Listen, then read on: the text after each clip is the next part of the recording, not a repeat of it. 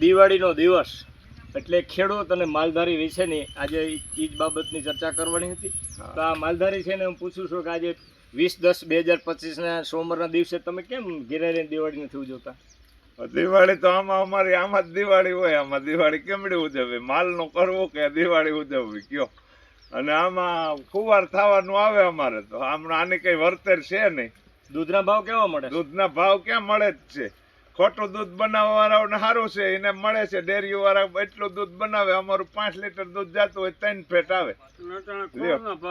અને ખોળના ભાવ એવા, નીણના ભાવ એવા. જો નીણના થાય તો ખાણના ઘટે. આના ખાતરના ભાવે એમને પૂરા નથી ઉઠતા. બરાબર છે. ઉપર તો બહુ એમ એવું કહેવામાં આવે છે ખેડૂતને માલધારીને બહુ સારું છે. ના, એ બધી વાતોમાં અહીંયા આવીને જોવે તો ખબર પડે કે અમારું અઠવાડિયાનું એસ્ટિમેટ કાઢે તો ખબર પડે કે આ ભાઈને આમાં શું વૈતું ને શું ગયું.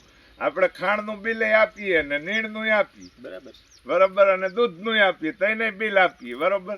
હવે એમાં હું અમને વળતર મળે? આમાં 5 જણા આખું ઘર ખુવાર થાય. અને આવા વાર તહેવાર અમે કઈ જોતા નથી. આવું તો આવતું જ હોય તો આનું કોણ કરે? આવી બધી પ્રોબ્લેમ છે. અને સરકાર ગોળા